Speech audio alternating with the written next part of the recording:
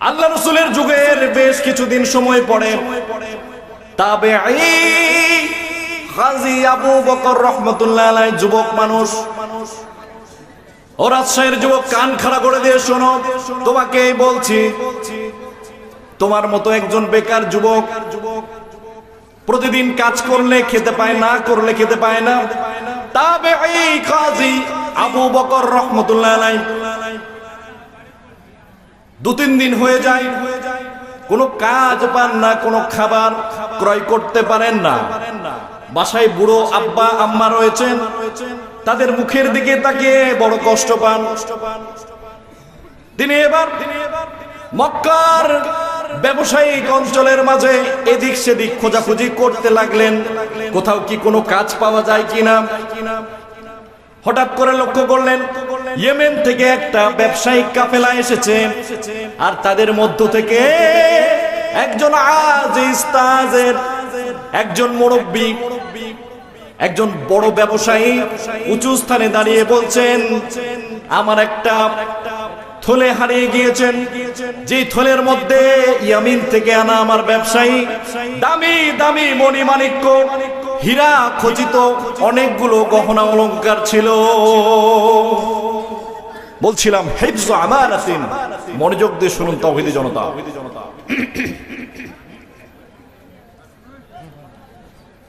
তাবেঈ গাজী আবু বকর রাহমাতুল্লাহ আলাইহি যুবক মানুষ, কাজ পান না, সারাদিন খোঁজ করেছেন, কোথাও কোনো কাজ পাননি।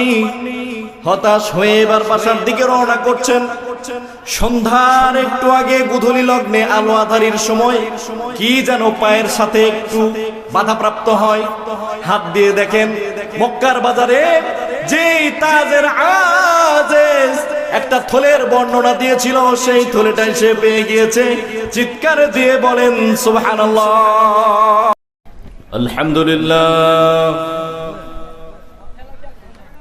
আলহামদুলিল্লাহ নাহমাদুহু ওয়া নাস্তাঈনুহু ওয়া নাস্তাগফিরুহু ওয়া নু'মিনু বিহি ওয়া নাতাওয়াক্কালু আলাইহি ওয়া নাউযু বিল্লাহি মিন শুরুরি আনফুসিনা ওয়া মিন সাইয়্যাতি আ'মালিনা। من يهده الله فلا مضل له ومن يضلله فلا تجد له وليا مرشدا. ونشهد أن لا إله إلا الله ونشهد أن سيدنا إمامنا قدوتنا حبيبنا وطبيبنا وطبيب روحنا محمد الذي أرسله بالحق بشيرا ونذيرا وداعيا إلى الله بإذنه وسراجا منيرا. فقد قال الله تعالى في كلامه المجيد والفرقانه الحميد. সকলে জবান খুলে পড়ুন আউযু বিল্লাহি মিনাশ শাইতানির রাজীম. বিসমিল্লাহির রহমানির রহিম.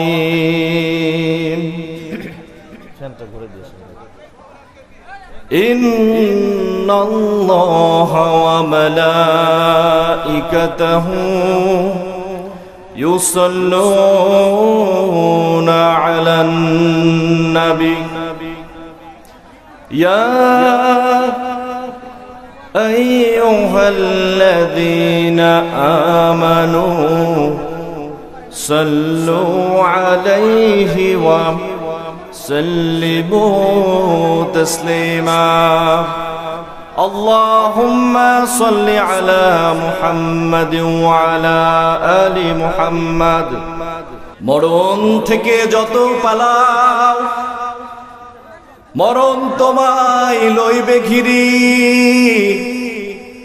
যদিও সুদূর আকাশ পারে পালাও সেথায় লাগায় সিঁড়ি। মরণ থেকে পালানোর কোনো সুযোগ নেই। সেজন্য যুবক ভাইরা চলে আসো রসুলের পথে। সেই রসুল যে রসুলের ব্যাপারে আল্লাহ সুবহানাহু ওয়া তাআলা গ্যারান্টি দিচ্ছেন, লাকাদ কানা লাকুম ফি রাসূলিল্লাহি উসওয়াতুন হাসানা। আমার রসুলের মাঝে আছে উত্তম আদর্শ। আমার রসুলের চলাফেরা, উঠা বসা, পোশাক আশাক, ও যুবক তুমি যদি ধারণ করতে পারো দুনিয়ার সর্বোচ্চ সম্মানিত আসন আমি আল্লাহ তাআলা আমার জিম্মায় নিয়ে নিব, আর তোমাকে তোমার কল্পনার বাইরে জায়গা থেকে আমি হালাল প্রাচুর্যপূর্ণ রিজিক দিয়ে তোমাকে ধন্য করে দেব। বলেন সুবহানাল্লাহ। এরপরে আল্লাহ রাসূল বললেন, হে মুসলিম যুব সমাজ, কান খাড়া করে দিয়ে শোনো। আজকের তাফসীর মাহফিল যেহেতু পাই করা বড়াই কুড়ি যুব ও তরুণ সমাজের উদ্যোগে, ঠিক কিনা বলেন? মুরব্বী না থাকলে কি যুবকরা আগাইতে পারে? সুতরাং মুরব্বীরাও আছে, যুবকেরাও আছে, ঠিক কিনা? একটু তাকবীর দান তো, লিল্লাহে তাকবীর। না, পাই করার যুবকদের যৌবন মোবাইল শেষ করে দিয়েছে, ঠিক না ভাই? ঠিক, তাও বলে ঠিক। দেখি যুব সমাজ, পাই করার যুবকরা আজকে আল্লাহ সুবহানাহু ওয়া তাআলার কাছে আজকের তাফসীরুল কোরআন মাহফিলের হাজিরার জন্য একটা তাকবীর শুনতে চায়। লিল্লাহে তাকবীর। হ্যাঁ, এইবার হয়েছে, মাশাআল্লাহ। নারায়ে তাকবীর। কোরআন হাদিস যেখানে, লিল্লাহে তাকবীর। আলহামদুলিল্লাহ। কষ্ট পাচ্ছেন আপনারা? খুশি হয়েছেন আল্লাহ, আর বেজার হয়ে পালিয়ে গিয়েছে শয়তান। তো যে কথা বলতেছিলাম সম্মানিত হাজিরিন, আসলে যারা বুঝেন তারাই কোরআনের তাফসিরে বসেন, যারা বুঝেন না তারা কিন্তু বসেন না, ঠিক কিনা বলেন? ব্যাপারটা এরকম, আপনাদের বাগমারায় গরু আছে কিনা? আছে, গরু আছে। তাহলে গোবর চেনেন তো? মা চাচিরা গোবরগুলোকে সুন্দর করে এরকম করে গোল গোল করে দেওয়ালের মধ্যে লেগে জ্বালানি তৈরি করে। কি বলেন আপনাদের এলাকায়? চাপড়া। চাপড়া, হ্যাঁ, নন্দা চাপড়া। জি, নন্দা বা চাপড়া। এই গরুর গোবর থেকে শুকিয়ে যে জ্বালানি, সেটি আমাদের ভাত তরকারি রান্নার জন্য আমরা ব্যবহার করি। তো বিদেশ থেকে এক সাদা চামড়া আসছে, ওর দেশে তো এই জিনিস নাই।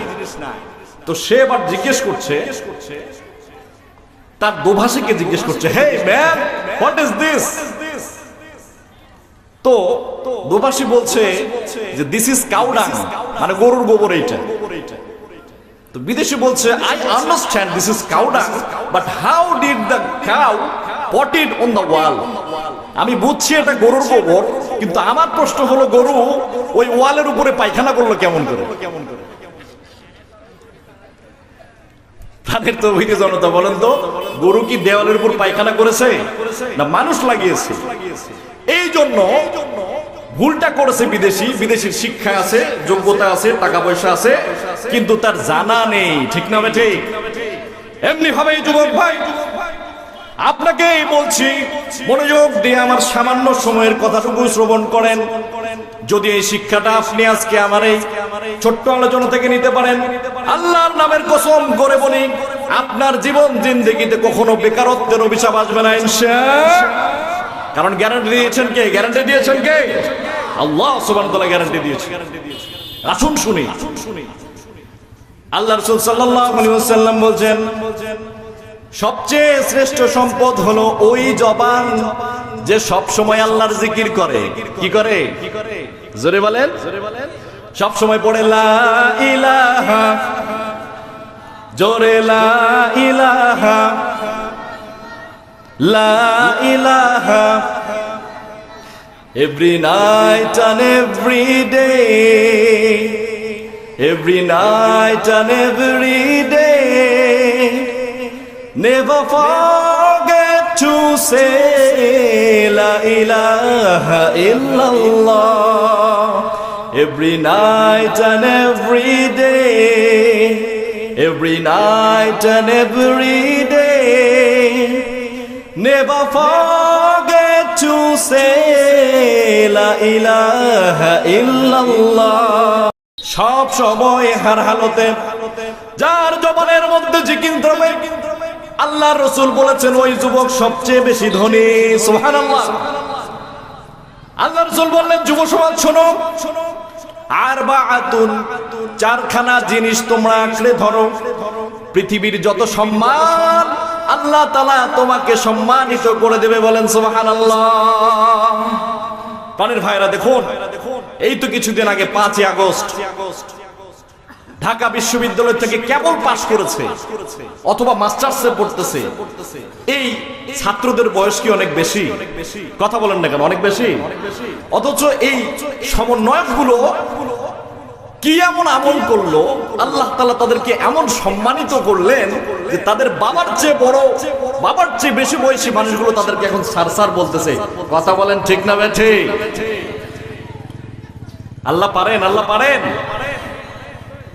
যে ইসরাইল ফিলিস্তিনের বাইতুল আকসা, ফিলিস্তিনের ছোট্ট ছোট্ট সেই মুসলিম ঘরের সন্তানগুলোকে বোম্বিং করে দুনিয়া থেকে বিদায় করে দিচ্ছেন, আল্লাহ তাআলা তার কুদরত দিয়ে আগুনের লেলিহান দিয়ে দাউ দাউ করে গোটা ইসরাইলকে এখন জ্বালিয়ে দিচ্ছেন। ঠিক না বেটে? প্রাণের ভাইরা আমার, এই জন্য সব সময় জিকির করবো কার? জোরে বলেন। আল্লাহ তাআলা আমাদের সবাইকে কবুল করুন বলে আমিন। দেখেন আল্লাহ তাআলা বললেন তোমরা আমার রাসূলকে অনুসরণ করো,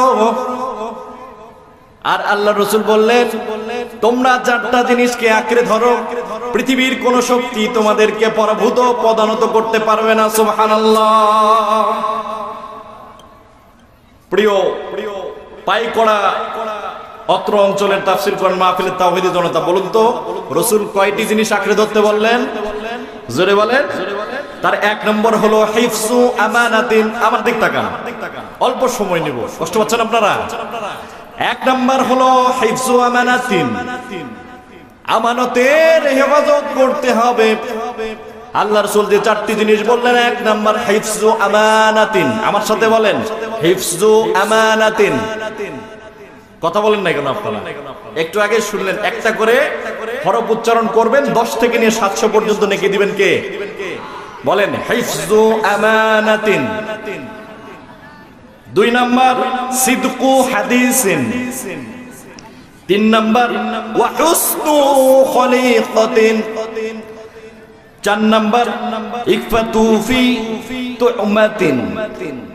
আল্লাহ রাসূল বলেন এই 4টা আমল যদি কোনো বান্দা করে, আল্লাহর কোনো বান্দা বান্দি, কোন সমাজ, কোন উম্মাহ যদি নিজেদের ইবাদত করে নেয়, নিজেদের দৈনন্দিন কাজ করে নেয়, আল্লাহ তাআলা তাদেরকে দুনিয়ার জমিনে সম্মানিত করবেন, আর কিয়ামতেও সম্মানিত জান্নাতের উচ্চ মাকাম দান করবেন। সুবহানাল্লাহ। 1 নম্বর হলো হিফজু আমানাতিন, আমানতের হেফাজত, আমানতের সংরক্ষণ করতে হবে।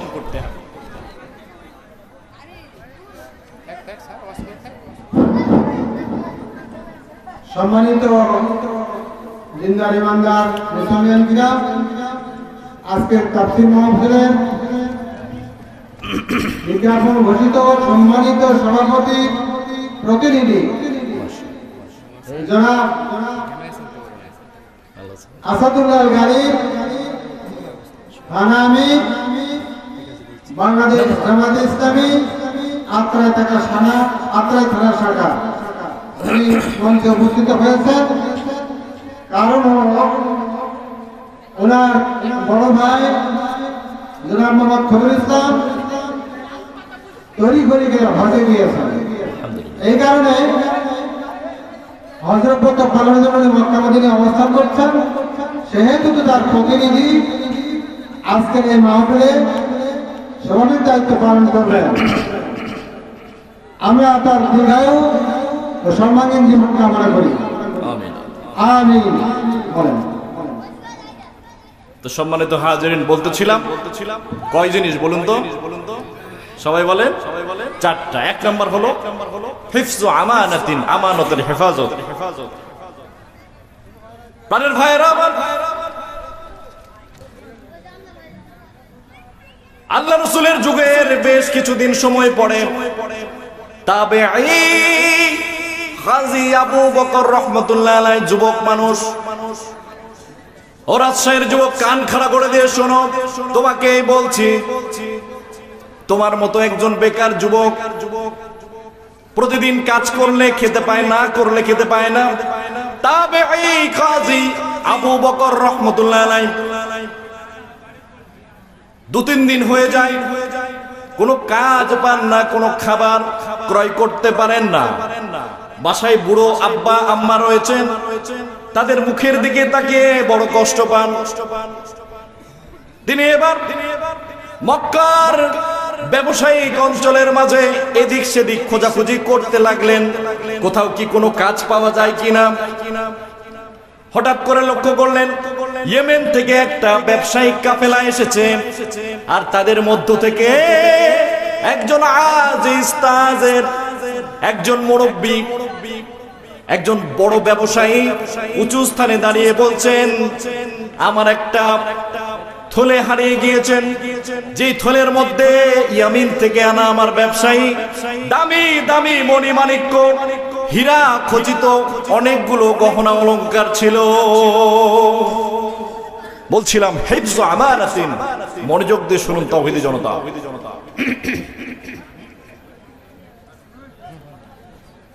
তাবেঈ গাজী আবু বকর রাহমাতুল্লাহ আলাইহি, যুবক মানুষ, কাজ পান না, সারাদিন খোঁজ করেছেন, কোথাও কোনো কাজ পাননি। হতাশ হয়ে এবার বাসার দিকে রওনা করছেন। সন্ধ্যার একটু আগে গোধূলি লগ্নে আলো আঁধারির সময় কি যেন পায়ের সাথে একটু বাধাপ্রাপ্ত হয়। হাত দিয়ে দেখেন মক্কার বাজারে যেই তাজের আজিজ একটা থলের বর্ণনা দিয়েছিল, সেই থলেটাই সে পেয়ে গিয়েছে।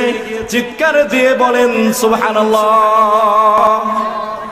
কারণ এই থলের মধ্যে রয়েছে দামি দামি হীরামণি মাণিক্য খচিত সব স্বর্ণালংকার। এই থলেটি তাবেঈ গাজী আবু বকর রাহমাতুল্লাহ আলাইহি পেয়েছিলেন। সালাতে মাগরিব আদায় করেছেন। যুবক গাজী আবু বকর বাসার মধ্যে গিয়ে এবার থলেখানা খুলে দেখছেন, মাশাআল্লাহ, আজিব হীরা মণি মাণিক্য খচিত মহামূল্যবান বেশ কিছু অলংকার সম্পন্ন এই থলেটি। মনের মধ্যে লোভ আছে না নাই? জোরে বলেন আছে না নাই? নাই। জুম্মার দিন মসজিদের সামনে 100টা টাকা 5-7টা ফেলে দিয়ে এবার দেখবেন কি অবস্থা। ঈমান কাকে বলেন? আপনাদের মতো মুসল্লি না, আমার মতো মোল্লা আগে দৌড় দিবে। কথা বলেন ঠিক না বেটে? হিফজু আমানাতিন বলছিলাম, যুবক গভীর মনোযোগ দিয়ে আজকে কান খাড়া করে ঘটনাটি শ্রবণ করে হৃদয়ঙ্গম করে নিয়ে যান, আপনার উপকারে হবে ইনশাআল্লাহ। গাজী আবু বকর বৃদ্ধ আব্বা আম্মার শুকনো মুখের দিকে একবার তাকান, একবার গহনার থলের দিকে তাকান। আহারে, বাজারে বিক্রি করলে অনেক দাম পাবো, আব্বা আম্মার খাবার জোগাড় হবে, এত সম্পদ পাবো যা দিয়ে আমি নিজেই একজন ব্যবসায়ী হয়ে যেতে পারবো। কিন্তু আল্লাহর রাসূল সাল্লাল্লাহু আলাইহি ওয়াসাল্লামের সেই হাদিস কেনা তার মনে পড়লো, মান গাসসানা ফালাইসা মিন্না। আল্লাহু আকবার বলে, জোরে বলেন আল্লাহু আকবার। যে মিথ্যা বলে, যে প্রতারণা করে, যে আমানতের খেয়ানত করে, সে আমি রাসূলুল্লাহর দলভুক্ত নয়। 14 বার হজে মাবতুল্লাহ করলে কি হবে? লক্ষ কোটি টাকা যাকাত দিলে কি হবে? যদি আমানতের খেয়ানত কেউ করে, সে আমি নবীর দলভুক্ত নয়। হাদিস খানা মনে পড়ে গেল যুবক গাজী তাবেঈ আবু বকরের। থরথর করে কেঁপে উঠলেন হাফেজে কোরআন কাজী আবু বকর। এবার সিদ্ধান্ত নিলেন আগামীকাল ফজর পড়ে আমি ওই ব্যবসায়ীকে ফেরত দিতে যাব। সুবহানাল্লাহ বলেন। পরের দিন ঠিকই ওই ইয়েমেন থেকে আগত আজ এসে তাজেরের কাছে গিয়ে এবার কাজী আবু বকর বলছেন, মুহতারাম, এই যে আপনার সেই থলে যা গতকাল হারিয়ে গিয়েছিল, এইবার আজেজ তাজের বলছেন, আমি তো এর জন্য 500 স্বর্ণ মুদ্রা পুরস্কার ঘোষণা করেছি, এটা তোমার স্বর্ণ মুদ্রা পুরস্কারটা তোমাকে নিতে হবে। সুবহানাল্লাহ বলবেন না? 500 টাকা মনে করিয়েন না, 500 স্বর্ণ মুদ্রা, 500টা স্বর্ণ মুদ্রা পুরস্কার ঘোষণা করেছি। তাহলে বলেন ওই যে থলের মধ্যে অলংকার ছিল তার দাম কত বেশি? এবার তাবেঈ কাজী আবু বকর বলছেন, না না, আমি তো আপনার ভয়ে, আপনার পুরস্কারের লোভে এই থলেখানা ফেরত দিতে আসি নাই, আমি ফেরত দিতে আসছি। আমার নবী বলেছেন, মান গাশানা ফালাইসা মিন্না, যে প্রতারণা করে, যে আমানতের খিয়ানত করে, সে আমি নবীর দলভুক্ত নই। এই হাদিসের উপর আমল করে আমি আপনার এই হারিয়ে যাওয়া থলেটি ফেরত দিতে আসছি। আমার পুরস্কার দেওয়ার জন্য আমার রব্বে কারীম যথেষ্ট। সুবহানাল্লাহ। তবে যদি আপনি দিতেই চান, 3টি জিনিস দিতে পারলে আমি নিব। চিৎকার দিয়ে বলেন, কয়টি? আরো জোরে। 3টি জিনিস যদি পারেন তাহলে আমি নিব। এইবার আজেজ তাজের খুব খুশি হয়েছেন, বলছেন, হ্যাঁ যুবক বলো, আমি বেশ ধনী ব্যবসায়ী, ইয়েমেনে আমার মতো এত বড় ব্যবসায়ী নেই। আমার হৃদয় খুশি হয়ে গিয়েছে, বলো তুমি কি ধরনের 3টি আবদার করতে চাও? আমার কালো চুলগুলো যেন কোনোদিন সাদা না হয়ে যায়। আজিজ তাজের থরথর করে কেঁপে উঠেছেন, কি বুদ্ধিমান বালক, এও কি সম্ভব? এই যে সাদা দাড়ি পাকা মুরব্বী বসে আছেন, আমার দিকে লক্ষ্য করেন, কিছু কিছু পাক ধরেছে, ঠিক কিনা? আমার সভাপতি সাহেবের সবগুলো কালো, আল্লাহ বারাকা দান করে, বলে না আমিন।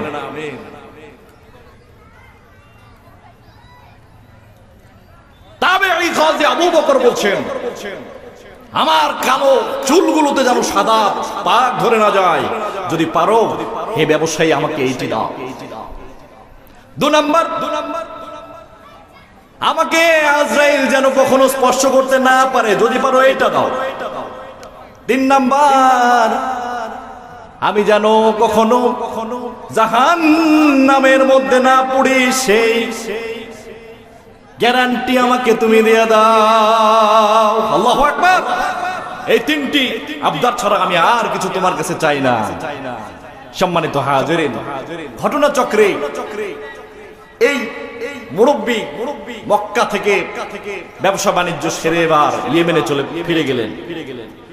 তাবেঈ কাজী আবু বকর রাহমাতুল্লাহ আলাইহি বাণিজ্যের জন্য আবার বেরিয়ে পড়লেন। সমুদ্রের মধ্যে সামুদ্রিক ঝড়, যে বাণিজ্যিক জাহাজের উপরে তিনি উঠেছেন, ঝড়ের কবলে পড়ে জাহাজের সব নাবিক, সব ব্যবসায়ীগুলা ইন্তেকাল করেছেন। কিন্তু তাবেঈ কাজী আবু বকর রাহমাতুল্লাহ আলাইহি আল্লাহ তাআলার রহমতে ইয়েমেনের দ্বীপের মধ্যে একটি কাঠের সঙ্গে ভাসতে ভাসতে গিয়ে সেইখানে তিনি জীবিত সেই দ্বীপের কিনারায় পৌঁছে গিয়েছেন। তাকে আল্লাহ তাআলা নিজ রহমতে বাঁচিয়ে রেখেছেন, বলি সুবহানাল্লাহ। হাফেজে কোরআন তাবেঈ কাজী আবু বকর এবার জ্ঞান ফিরলো, চেতনা ফিরলো। ক্লান্ত শ্রান্ত শরীরে নজর করে দেখে দূরে দূরে একটা মিনার দেখা যায়। আল্লাহু আকবার বলে। মুসলমানের মিনার যেখানে আজান আছে, আজান আছে যেখানে নামাজ আছে, হাফেজ কাজী তাবেঈ আবু বকর সেখানে চলে গেলেন। শুকরিয়া তান 2 রাকাত সালাত আদায় করলেন। এবার কোরআন কারীম খুলে মধুর কণ্ঠে রব্বুল আলামিনের শুকরিয়া তান কোরআন তেলাওয়াত শুরু করলেন, বলি সুবহানাল্লাহ। মধুর কণ্ঠে তেলাওয়াত শুনবার পরে গ্রামবাসী এসে বলছেন, হে আগন্তুক যুবক, কোথা থেকে তোমার আগমন? এই তল্লাটে তো আগে কখনো তোমাকে দেখিনি। নিজের পরিচয় বর্ণনা করার পরে এবার তিনি বললেন আমি ফিরে যেতে চাই। গ্রামবাসী অনুরোধ করলেন, হে হাফেজে কোরআন তাবেঈ, এই অঞ্চলে প্রথম যিনি কোরআন কারিমের দার্স নিয়ে এসেছিলেন, কালিমার ঝান্ডা নিয়ে আসছিলেন, তিনি এই মসজিদের ইমাম ছিলেন, কিছুদিন আগে ইন্তেকাল করেছেন। আপনার তেলাওয়াতটা বড় মধুর, বড় সুকণ্ঠী তেলাওয়াত। আমরা সবাই চাই আপনি আমাদের এই মসজিদের ইমাম হয়ে যান। সুবহানাল্লাহ। যুবক লক্ষ্য করেন, কিসমত খুলে যাওয়া শুরু। সুবহানাল্লাহ বলেন, সুবহানাল্লাহ বলেন। বলছিলাম হিফজু আমানাতিন, মক্কার সেই খোলেটা ফেরত দিয়েছেন মানুষকে, আর আসমানের মালিক খুশি হয়ে আসমান থেকে রহমত দিচ্ছেন, ঠিক কি না? সম্মান ফ্রি। সবাই বলেন সম্মান কি? ফ্রি। মসজিদের ইমামের বেতন কম, কিন্তু সম্মান আছে না নাই? যত বড় সভাপতি হও, যত বড় চেয়ারম্যান হও, ইমাম সাহেবের পিছনে, ঠিক না? ঠিক। এই সম্মান কোরআনের জন্য। কিসের জন্য? এই কোরআনের পক্ষে থাকতে রাজি আছি মুসলমান, সবাই রাজি আছি। দুহাত তুলে আল্লাহকে দেখানোর জন্য বলবো লিল্লাহে তাকবীর, লিল্লাহে তাকবীর। আল কোরআন যেখানে, লিল্লাহে তাকবীর। আল্লাহ তাআলা আমাদের সকলের হাতগুলোকে কবুল আর মঞ্জুর করুক, সকলে বলি আমিন। পারের ভাইরা আমার, এবার তাবেঈ কাজী আবু বকর রাহমাতুল্লাহ আলাইহি মসজিদের ইমামতির দায়িত্ব নিলেন। আলহামদুলিল্লাহ পড়েন। দিন যায় রাত্রি যায়, মুসল্লিরা একদিন বলেন, ইমাম সাহেব তাবেঈ কাজী আবু বকর, আপনি হলেন যুবক মানুষ, বিয়ে শাদী করা প্রয়োজন, আপনার কি মত? এবার তাবেঈ বলছেন, আল্লাহ যদি চাই হবে। 18 বছর বয়স হয়ে নিচে মেয়ে বিয়ে দেওয়া যাবে না, অথচ 13 বছর 14 বছরের মেয়ে যখন পরকীয়া করে ধরা পড়ে, যখন বয়ফ্রেন্ডের সঙ্গে প্রেমের নামে জেনা করে বেরিয়ে যায়, ওই মেয়েকে ধরে প্রশাসন কোনো ব্যবস্থা গ্রহণ করে না। কথা বলেন ঠিক না বেঠিক? জেনাকে সহজ করা হচ্ছে, বিয়েকে কঠিন করা হচ্ছে। প্রাণের যুবক ভাইরা দেখুন, তাবেঈ কাজী আবু বকরের এবার বিয়ের ব্যবস্থা করছেন। মুসল্লিরা সবাই বলছেন, অত্র অঞ্চলের বিরাট ধনী একজন তাজের ছিলেন, কিছুদিন আগে মারা গিয়েছেন। তার একটা ফুটফুটে সুন্দরী আবেদা সালেহা রাবেতা একটা মেয়ে আছে। সুবহানাল্লাহ। সেই সঙ্গে অসংখ্য ব্যবসা, হোটেল সম্পদ তিনি উত্তরাধিকারী রেখে গিয়েছেন। আপনি যদি চান আমরা বিয়ের কথা চালাইতে পারি। তাবেঈ কাজী আবু বকর বলেন, যদি মেয়েটা দিনদার হয় তাহলে আমি রাজি। যুবক ভাইরা লক্ষ্য করেন, তাজের ব্যবসায়ী, সম্পদশালী, এই সব তাবেঈ দেখলেন না, তিনি প্রথম বললেন, তিনি যদি আল্লাহওয়ালা বান্দি হন তাহলে আমি রাজি। বলেন না সুবহানাল্লাহ। এইবার বিয়ে সম্পাদন, লাইলাতুজ জুফুফ, বাসর রজনীতে এবার তাবেঈ কাজী আবু বকর রাহমাতুল্লাহ আলাইহি বাসর ঘরে প্রবেশ করেই চোখ দুইটা স্ত্রীর গলার দিকে আটকে গিয়েছে। চিৎকার দিয়ে বলেন সুবহানাল্লাহ।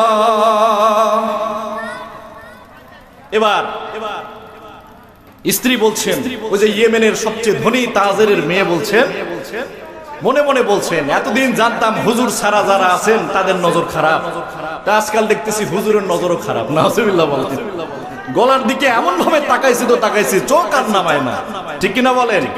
দেখবেন এরকম হুজুর মাওলানা দাড়িওয়ালা মানুষ যখন যায়, রাস্তাঘাটের বেপর্দা মেয়েগুলো মাথায় কাপড় দিয়ে দেয়, ঠিক না ভাই? ঠিক। এই কথা বলেন না কেন?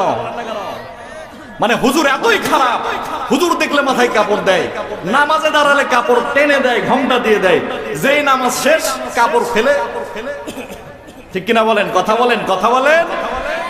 প্রাণের ভাইয়েরা আমার, কথা সংক্ষেপে বলতে হবে, লম্বা করার সময় নেই। কাজী আবু তাবেঈ আবু বকর রাহমাতুল্লাহ আলাইহি চোখ নিবিষ্ট করেছেন নিজের স্ত্রীর গলার দিকে।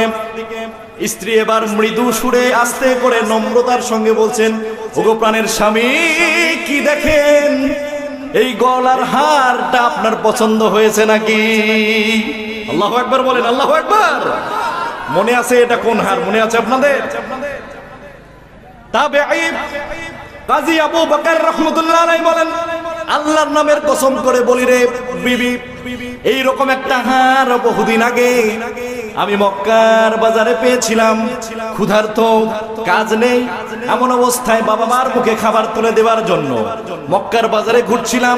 সন্ধ্যার সময় বাসার ফেরার সময় আমার পায়ের সঙ্গে এই থলিটা লেগে যায়, আর শুনতে পাই একজন তাজের বলছেন, আমার মণিমাণিক্য, হীরা জহরত খচিত বেশ কিছু গহনা সমৃদ্ধ একটা থলে হারিয়ে গিয়েছে। আমি লোভ করি নাই, রসুলের হাদিসের উপর আমল করে আমি এই থলেটি ফেরত দিয়েছিলাম একজন মানুষকে, যিনি এই সম্পদের মালিক ছিলেন। সুবহানাল্লাহ বলেন। স্ত্রী এবার চোখের পানি ছেড়ে দিয়ে বলেন, ওগো প্রাণের স্বামী, আপনার কথায় আমার আব্বা হুজুর এই ইয়েমেনের সবচেয়ে বড় তাজের আজিজ মৃত্যুর আগে কেঁদে কেঁদে আমাকে ওসিয়ত করেছেন, মা যদি মক্কার তাবেঈ কাজী আবু বকরের সন্ধান পেয়ে যাও, ওই ছেলেকে তুমি তোমার স্বামী বানিয়ে নিও। সুবহানাল্লাহ। রাজ্য সহ রাজকন্যা দিলেন কে? চিৎকার দিয়ে বলেন, দিলেন কে? কিসের জন্য? কার বাসায় বেশি সম্পদ আছে এই দেখে প্রেম করার জন্য, তাই না? কিসের জন্য বলেন? হিফজু আমানাতিন, আমানতের যে মুহাফেজ হবে তার রুজি রিজিকের জন্য জিম্মাদার আল্লাহ সুবহানাহু ওয়া তাআলা স্বয়ং নিজে হয়ে যাবেন। চিৎকার দিয়ে বলেন সুবহানাল্লাহ। প্রাণের ভাইরা আমার,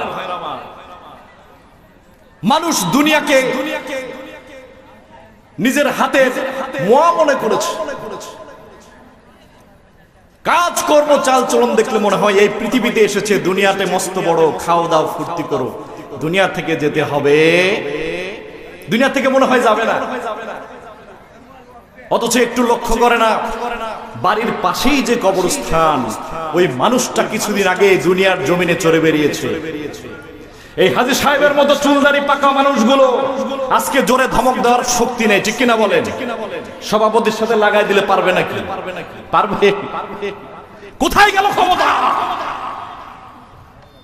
আল্লাহ সুবহানাহু ওয়া তাআলা কালের আবর্তনে এমনি করে যুবক তোমাকে, আমাকে, আমাদের সবাইকে একদিন এই দুনিয়ার আঙ্গিনা থেকে ম্লান করে দিবেন, পৃথিবীর ইতিহাস থেকে মুছে দিবেন।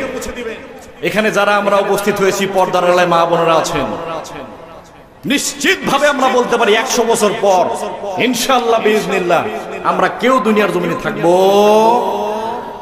নাকি? একটু কলিজা দিয়ে চিন্তা করি, চলেন কোরআনের ভাষায় দেখি। আল্লাহ সুবহানাহু ওয়া তাআলা বলছেন, মানুষ যখন মৃত্যু মুখে পতিত হয়ে যায়, আজরাইল যখন মানুষের সামনে চলে আসে, দাঁত দুইটা উহুদ পাহাড়ের সমান বড় বড়, চোখ দুইটা লাল নীল বর্ণের, বড় ভয়ঙ্কর বিকট, এই রূপ চেহারা দেখবার পরে, এমন একটা চেহারা দেখবার পরে মৃত্যু পথযাত্রী মানুষটার জবান বন্ধ হয়ে যায়। আল্লাহু আকবার বলেন। এই হাতে অনেক মানুষকে কবরে শুইয়েছি, অনেক মাইয়েতের চেহারা নেড়েছি, অনেক মাইয়েতের কবরে মাটি দিয়েছি, আশা করি আপনারা অনেকে দিয়েছেন। প্রাণের ভাইরা, অনেক মাইয়েতকে মৃত্যুর সময় শিয়রে দাঁড়িয়ে থাকতে দেখেছি, চিৎকার দিয়ে ছেলের নাম নাই, মেয়ের নাম নাই, কি জানি বলে, কালেমা জবানে আসে। আল্লাহ রাসূল বলেন, আল কবরু রাজতুম মিন রিয়াজিল জান্নাহ আও হুফরাতুম মিন হুফারিন নার। আল্লাহু আকবার। এই কবর কারো কারো জন্য জান্নাতের গালিচা, জান্নাতের বাগান, আর কারো কারো জন্য জাহান্নামের অগ্নিখণ্ড হয়ে যায়। মানুষটার সামনে আজরাইল হাজির, ভয়ঙ্কর চেহারায় আজরাইল হাজির। যারা মৃত্যু পথযাত্রী মানুষকে দেখেছেন তারা দেখবেন জবানটা বন্ধ হয়ে যায়, ঠিক কিনা বলেন? কথা বলেন, কেন জবান বন্ধ হলো? আল্লাহ বলছেন, হাত্তা ইযা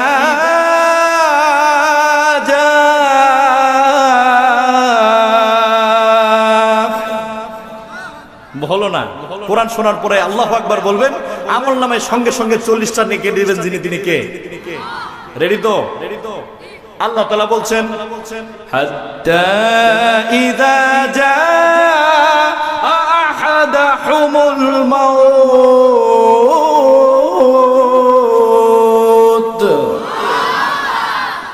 ক্বালা রব্বিরজিউন।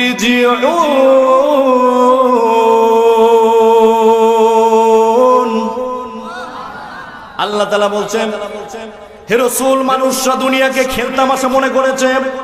না না, মৃত্যু যখন তাদের সামনে হাজির হয়ে যাবে, হাত্তা ইযা জাআ আহাদাহুমুল মাউত, মানুষের সামনে যখন মৃত্যু হাজির হয়ে যায়, মানুষটা আর মুখ থেকে জবান থেকে কোনো কথা বলতে পারে না। মানুষটার জবান এবার বন্ধ হয়ে যায়, তার রূহ একটা কথা বলে। সুবহানাল্লাহ বলেন, সুবহানাল্লাহ বলেন। তার রূহ একটা কথা বলে, তার রূহ বলে, হাত্তা ইযা জাআ আহাদাহুমুল মাউত।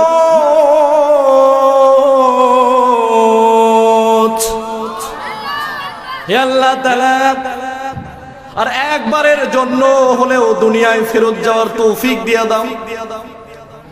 আরে মানুষের সঙ্গে কত খারাপ ব্যবহার করেছি, প্রতিবেশীকে কষ্ট দিয়েছি, মুরব্বীদেরকে অসম্মান করেছি, নিজের বোনদেরকে তাদের সম্পত্তি থেকে বঞ্চিত করেছি, স্ত্রীকে প্রয়োজনে অপ্রয়োজনে কত প্রহার করেছি, কত মানুষকে মিথ্যা মামলা হামলা গুম করেছি, খুন করেছি। আছে না নাই? আছে না নাই? এই যে বাংলাদেশ জামাত ইসলামের ভাইরা, জাতীয়তাবাদী বাংলাদেশ বিএনপির ভাইরা 17টা বছর বাসায় ঘুমাইতে পারে নাই, ঠিক কিনা? জোরে বলেন না কেন? ঠিক না বেটে? এই মানুষগুলোর সামনে যেদিন আজরাইল হাজির হবে, আল্লাহ বলেন, হাত্তা ইযা জাআ আহাদাহুমুল মাউত। আল্লাহু আকবার। জালেম মানুষ, মানুষের সাথে যারা খারাপ ব্যবহার করেছে, জুলুম করেছে, নির্যাতন করেছে, এই মানুষটার সামনে যখন আজরাইল হাজির হয়ে যাবে, মুখখানা সেলাই করে দেওয়া হবে। আল্লাহু আকবার। মানুষটা এবার রুহানি শব্দ বের করে, ভয়ঙ্কর চিৎকার করে, কান্না দিয়ে বলতে থাকে, হাত্তা ইযা জাআ আহাদাহুমুল মাউত। আয় আল্লাহ তাআলা, একবার দুনিয়ায় যাওয়ার তৌফিক দিয়ে দাও, আর কারো সাথে খারাপ ব্যবহার, কারো সাথে জুলুম, কারো জমি দখল, বাড়ি দখল, পুকুর দখল, মুরব্বীদের সঙ্গে বেয়াদবি, ইসলামী আন্দোলনের কর্মীদেরকে গুম আর খুন করব না, তাদের সাথে বেয়াদবি করব না, আর একটা বার দুনিয়ায় যাবার তৌফিক দিয়ে দাও। আল্লাহু আকবার। পরের আয়াত আল্লাহ বলেন, কাল্লা, কখনো না, never ever you will be able to come to this world second time, never, কখনো তোমাকে দ্বিতীয়বার আর পৃথিবীতে যাবার সুযোগ দেওয়া হবে। এই জন্য কবি বড় দুঃখ করে বলেছেন, কার ভরসায় আছো রে মন, কিসের করো আশা, এত সাধের বাড়ি একদিন ভেঙে যাবে তোমার বাসা, গোনা দিন ফুরাইয়া যাবে, যৌবনে লাগবে ভাটি, ওই যে দেখো ডাকিতেছে তোমায় কবরের মাটি। ঠিক কি না? আহা, সন্ধ্যার আগে যেদিন ডুববে গো বেলা, এক পলকেই বন্ধ হবে তোমার রঙ্গের মেলা,